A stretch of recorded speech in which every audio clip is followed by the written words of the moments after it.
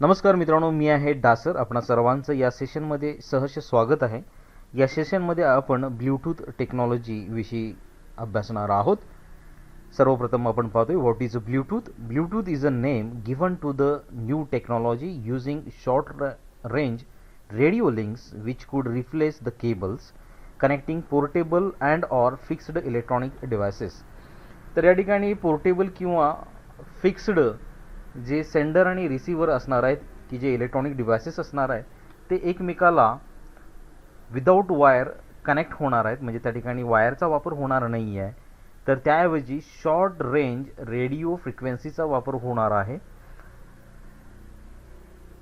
तर मग या निर्माण झालेल्या नवीन टेक्नॉलॉजीलाच आपण काय म्हणतो, ब्ल्यूटूथ असं म्हणतो. आलं लक्षात?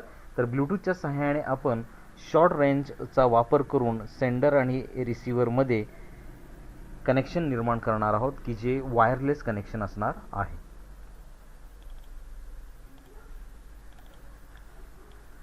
Bluetooth replaces cable that connect one device to another with one universal radio link.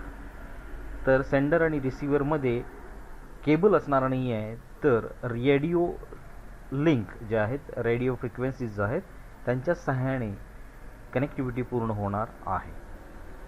It's key features are robustness, low complexity, low power and low cost. तर ब्ल्यूटूथमुळे आपल्याला वायरचा खर्च वजा होतो, त्यामुळे लो कॉस्ट आपल्याला त्या ठिकाणी प्राप्त होते. लो कॉम्प्लेक्सिटी, वायर्ड स्ट्रक्चर मध्ये जी काही कनेक्टिव्हिटी कॉम्प्लेक्सिटी जी आहे, फिजिकल प्रॉपर्टीचा जो काही संदर्भ आहे, हा सगळाच या ठिकाणी वजा होतो आणि मग लो कॉम्प्लेक्सिटी निर्माण होते. त्यानंतर ब्ल्यूटूथ टेक्नॉलॉजीसाठी काम करण्यासाठी त्या ठिकाणी तिला पॉवर सप्लाय जो लागणार आहे तो कमी पॉवर लागणार आहे. त्याचबरोबर वायरलेस असल्यामुळे त्यामध्ये त्या ठिकाणी टॅपिंगची जी काही शक्यता आहे, चान्सेस जे आहे ते खूपच कमी आहे. त्यामुळं सेंडर आणि रिसिव्हरमधला जो डेटा हॅक होण्याचा जो काही प्रकार असणार आहे तो खूप कमीच, म्हणजे नगण्यच असणार आहे. Next, designed to operate in a noisy frequency environments, the Bluetooth radio uses a fast acknowledgement and frequency hopping scheme to make the link more reliable. तर हे ब्ल्यूटूथचं जे कम्युनिकेशन जे आहे, ब्ल्यूटूथ टेक्नॉलॉजी च्या सहाय्याने जे सेंडर आणि रिसिव्हरमध्ये जे काही कम्युनिकेशन होणार आहे, तर ते जे कम्युनिकेशन असणार आहे ते रिलायबल असणार आहे. कारण की त्याच्यामध्ये फास्ट ॲक्नॉलेजमेंट आणि फ्रिक्वेन्सी हॉपिंग स्कीम ज्या आहेत यांचा वापर केल्यामुळे आपणाला हे जे कम्युनिकेशन आहे हे फास्टली पूर्ण झालेलं पाहायला मिळणार आहे. म्हणजेच सेंडरकडून डेटा रिसिव्हरला मिळाल्यानंतर शॉर्ट डिस्टन्स असल्यामुळे पटकन ते मिळणार आहे आणि रिसिव्हरकडून पटकन सेंडरला ॲक्नॉलेजमेंट मिळणार आहे की मला डेटा मिळाला, त्यामुळे हे कम्युनिकेशन पटकन पूर्ण होणार आहे. त्याच्यानंतर फ्रिक्वेन्सी होपिंग स्कीम जी आहे की ज्याच्या सहाय्याने आपण सेंडर टू रिसिव्हरमध्ये जे येणारे जे काही पाथ आहेत, या पाथवरती जे काही सिग्नलिंग मेकॅनिझम जे आहे, signal one hop to another hop जो ट्रान्समिशनचा जो काही प्रकार आहे, तर त्यांच्यामध्येही देखील इंटरनली काय होत राहणार आहेत, ॲक्नॉलेजमेंट सेंड होत राहणार आहे. त्याच्यामुळे डेटा लॉस होण्याची शक्यता कमीच असणार आहे की ज्याच्या सहाय्याने सेंडरकडून डेटा पाठवला की तो लागलीच रिसिव्हरला पोहोचणारच आहे आणि रिसिव्हरला पोहोचल्यानंतर लागलीच त्या ठिकाणी सेंडरला रिस्पॉन्स दिला जाणार आहे. त्यामुळे आपल्याला हे फास्ट कम्युनिकेशन निर्माण झालेलं पाहायला मिळणार आहे. Bluetooth radio module operates in the unlicensed ISM band at 2.4 GHz and avoid interference from one signals by hopping to a new frequency after transmitting or receiving a packet. तर या ठिकाणी पहा की ब्ल्यूटूथ जो आहे तो रेडिओ वेव्हज यूज करतो, radio frequencies use करतो आणि ह्या ज्या फ्रिक्वेन्सीज असणार आहेत त्या अनलायसन्ड असणार आहेत की ज्या ISM बँडमधून वापरल्या जाणार आहेत आणि त्यांची रेंज काय असणार आहे, 2.4 GHz पर्यंतच्या त्या असणार आहेत. त्याच्यानंतर सिग्नल एकमेकांमध्ये मिक्स होऊ नयेत, सेंडर आणि रिसिव्हरचे सिग्नल्स एकमेकांमध्ये मिक्स होऊ नयेत म्हणून सेंडरद्वारा वापरली जाणारी फ्रिक्वेन्सी रेंज वेगळी असणार आहे आणि रिसिव्हरद्वारा वापरली जाणारी रेंज वेगळी असणार आहे. अशा पद्धतीनं हे दोन वेगवेगळे सिग्नल्स हे एकमेकाला संपर्क साधू शकणार आहेत, ते एकमेकांमध्ये मिक्स होणार नाही आहेत. त्यामुळे कोणत्याही पद्धतीचा सेंडर आणि रिसिव्हरच्या कम्युनिकेशनमध्ये अडथळा निर्माण होणार नाही आहे. Compared with other systems in the same frequency band, the Bluetooth radio hops faster and uses shorter wavelength.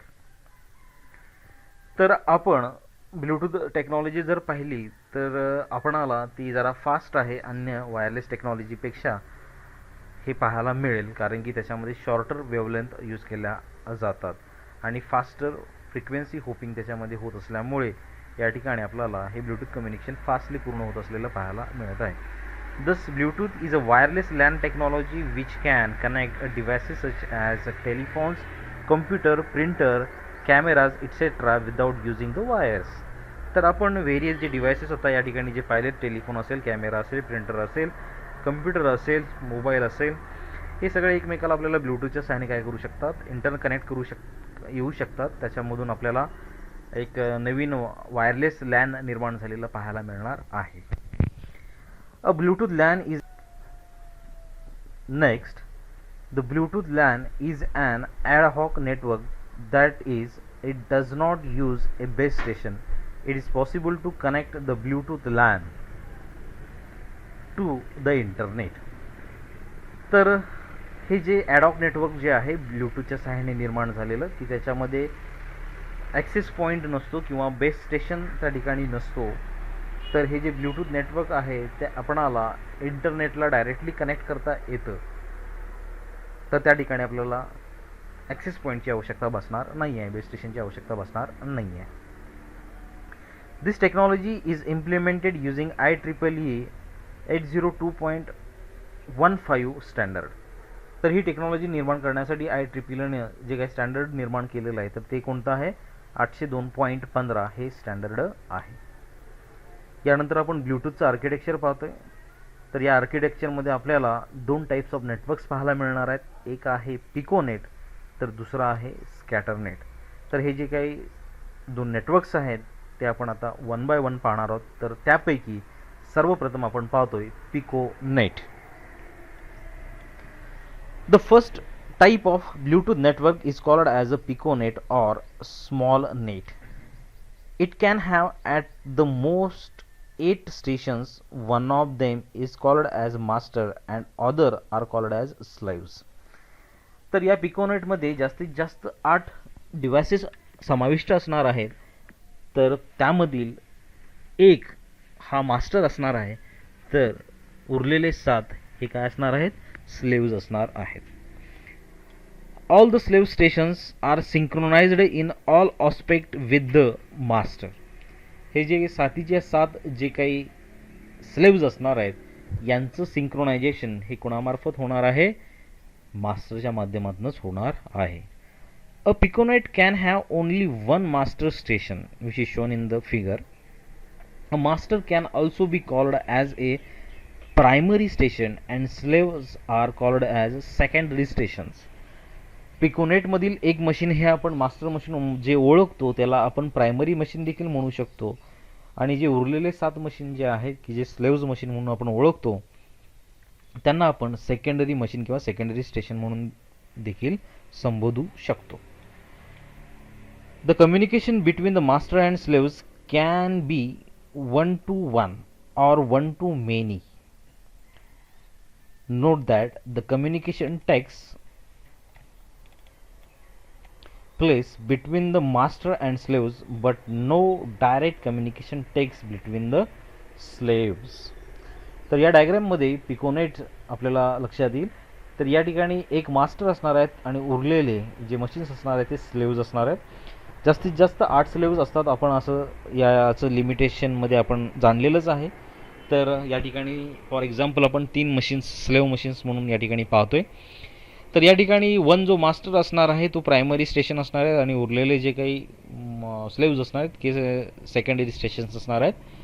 जर एका स्लेव्हला दुसऱ्या स्लेव्हशी बोलायचं असेल तर one slave send the data to the master and then master that forward the data to the another slaves.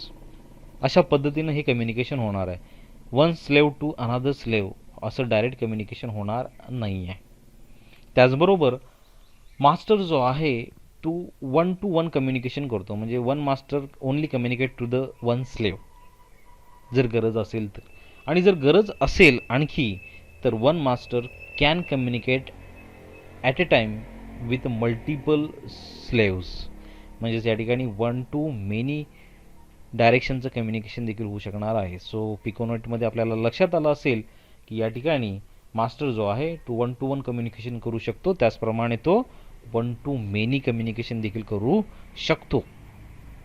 आणखी काय आपल्याला समजलेलं आहे, तर यामध्ये स्लेव्सला एकमेकाशी जर बोलायचं असेल तर व्हाया द मास्टर ते एकमेकाशी बोलणार आहे. सो अशा पद्धतीने या ठिकाणी पिकोनेट पूर्ण झालेला आहे. नेक्स्ट आहे स्कॅटरनेट. स्कॅटरनेट is obtained by combining piconets as shown in the below figure. तर वेगवेगळे पिकोनेट एकत्र करून जे निर्माण होणारं जे नेटवर्क आहे त्याला आपण स्कॅटरनेट असं म्हणणार आहोत. Above figure shows the scatter net consisting of two piconets. A slave in the first piconet can act as a master in the second piconet. तर या ठिकाणी बघा, या ठिकाणी दोन पिकोनेट पाहायला मिळतात. एक डॉटेड लाईनचं पिकोनेट आहे तर एक सॉलिड लाईनचं पिकोनेट आहे. तर डॉटेड लाईनचं जे पिकोनेट आहे त्याच्यामधलं एक मशीन जे आहे तेच मशीन हे दुसऱ्या पिकोनेटमध्येही देखील समाविष्ट झालेलं आहे. तर अशा केसमध्ये जे समाविष्ट झालेलं जे एक स्लेव मशीन आहे ते slave machine as a master म्हणून हे सेकंड पिकोनेटमध्ये काम करू शकणार आहे. This type of structure is called as scatternet. It will receive the message from the master in the first piconet by acting as a slave and then delivers the messages to the slaves in the second piconet, which is shown in the above figure. So the same devices act as a slave in the first piconet and act as a master in the second piconet. तर बघा डायग्रामवरून लक्षात असं आलेलं आहे की जर तुम्ही हे डॉटेड पिकोनेट विचारात घेतलात तर यामध्ये हा जो काही मास्टर आहे तर या स्लेवला तो डेटा पाठवतो, पण हा जो काही स्लेव आहे तो पुन्हा आणखीन एका पिकोनेटमध्ये समाविष्ट होत आहे. तर अशा केसमध्ये हा जो मशीन आहे तो मशीन त्या सेकंड पिकोनेटसाठी मास्टर म्हणून काम करणार आहे. म्हणजे धिस मशीनकडे जो आलेला डेटा आहे त्याच्या मास्टरकडून तो डेटा तो स्वतःच्या ताब्यात घेणार आहे आणि मग तो स्वतः मास्टर म्हणून ॲक्ट होणार आहे आणि त्याच्या अंडर जे असणारे स्लेव्ज आहेत त्यांना तो डेटा फॉरवर्ड करणार आहे. सो अशा पद्धतीनं हा जो मशीन आहे की ज्याला मी आता माऊसने पॉईंट करत आहे हा मशीन आपल्याला स्कॅटरनेटमध्ये ॲक्ट ॲज अ स्लेव आणि ॲक्ट ॲज अ पिकोनेट अशा दोन्ही पद्धतीची भूमिका बजावत असलेला पाहायला मिळत आहे.